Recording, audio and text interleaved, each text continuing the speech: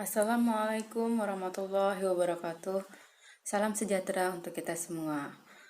Perkenalkan, nama saya Nurul Hidayatun Jalilah, SSI TMK. Saya adalah peserta Latsar CPNS Angkatan 11, Puslatbang KDOD LAN Samarinda dengan nomor NDH 29. Pada kesempatan ini, saya akan menyampaikan hasil review saya tentang materi manajemen ASN yang telah disampaikan oleh Bapak Abdi. Pada poin ini, saya akan menyampaikan tentang pengertian dari manajemen ASN. Manajemen ASN adalah pengelolaan untuk menghasilkan ASN yang profesional, memiliki nilai-nilai dasar, kemudian etika profesi, bebas dari segala intervensi politik, dan bersih dari korupsi, kolusi, dan nepotisme dalam menjalankan tugasnya sebagai ASN. Manajemen memiliki arti yang sangat luas. Di dalam manajemen ada kaitannya dengan motivasi, kemudian kewajiban, hak-hak dari ASN, kemudian berbicara terkait dengan kompetensi yang dimiliki oleh ASN, kemudian pola jabatan, mutasi, dan lain-lain. Itu adalah bagian-bagian dari manajemen ASN.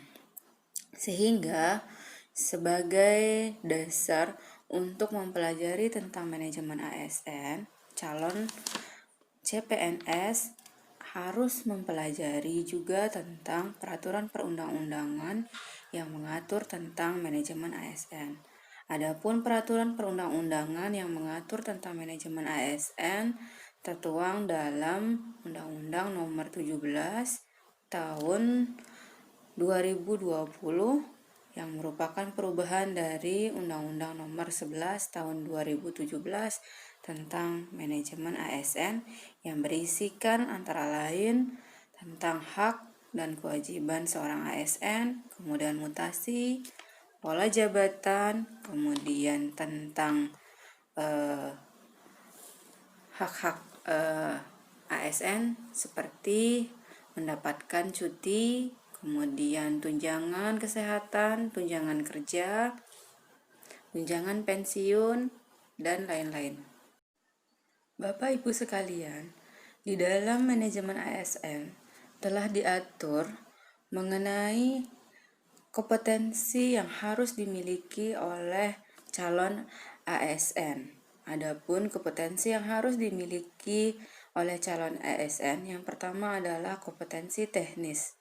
Di dalam kompetensi teknis itu terkait tentang pengetahuan, keterampilan, sikap dan perilaku ASN yang berkaitan tentang keahlian yang harus dimiliki. Kemudian yang kedua itu adalah mengatur tentang kompetensi manajerial yang harus dimiliki oleh calon ASN. Di dalam kompetensi manajerial terkait tentang pengetahuan, keterampilan, serta sikap dan perilaku calon ASN dalam memanage manajerial organisasi. Karena nantinya seseorang ASN tidak hanya akan memiliki tanggung jawab sebagai pemimpin di dalamnya atau seorang manajer. Kemudian kompetensi yang diatur di dalam manajemen ASN yang berikutnya adalah tentang kompetensi sosial kultural yang kaitannya dengan pengetahuan, keterampilan, dan sikap dari calon ASN yang berkaitan dengan hubungan dan pengalaman interaksi dengan masyarakat yang majemuk dan multikultural.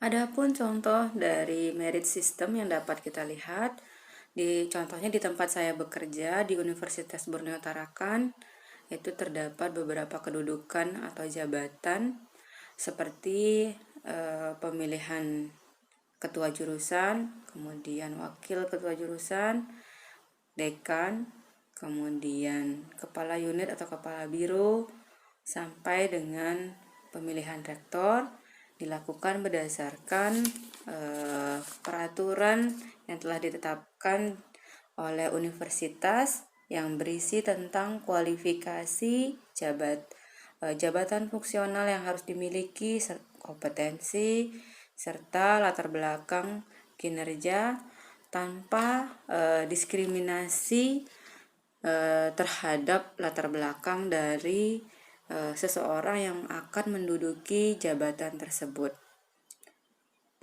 Sehingga diharapkan nantinya pemilihan dari calon pemegang jabatan tersebut menjadi lebih objektif. Poin berikutnya adalah tentang rencana aksi apa yang akan saya lakukan sebagai calon ASN, khususnya sebagai dosen nantinya dalam menerapkan manajemen ASN dalam kehidupan kerja. Yang pertama adalah tentunya sebagai calon ASN, saya akan taat dengan peraturan perundang-undangan yang mengatur tentang manajemen ASN dalam Peraturan Perundang-undangan Nomor 17 Tahun 2020 tentang perubahan Peraturan Undang-Undang Nomor 11 Tahun 2017 yang mengatur tentang manajemen ASN, yang di dalamnya terdapat tentang hak dan kewajiban seorang pegawai negeri sipil. Kemudian yang kedua adalah saya akan menerapkan sistem merit dalam pemilihan posisi jabatan-jabatan tertentu jika nantinya saya sebagai seorang leader. Karena di universitas untuk pemilihan dekan sampai dengan rektor itu seharusnya senantiasa mengacu pada aturan-aturan manajemen ASN dengan OTK universitas atau OTK organisasi kita di universitas UBT, sehingga pemilihan jabatan-jabatan tersebut dapat secara objektif, tidak berdasarkan kekeluargaan, ras, ataupun golongan-golongan tertentu. Kemudian sehingga setiap pegawai negeri memiliki peluang yang sama untuk menduduki jabatan tertentu. Kemudian yang ketiga, saya sebagai ASN akan meninggalkan keinginan-keinginan sesaat yang dapat membahayakan karir saya sebagai ASN nantinya, seperti melanggar aturan-aturan etika. Kemudian yang kedua,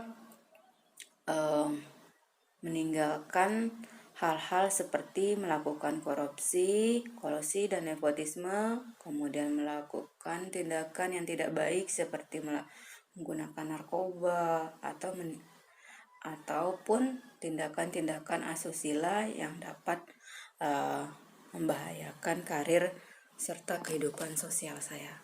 Demikianlah pemahaman saya tentang manajemen ASN yang telah disampaikan oleh Bapak Abdi.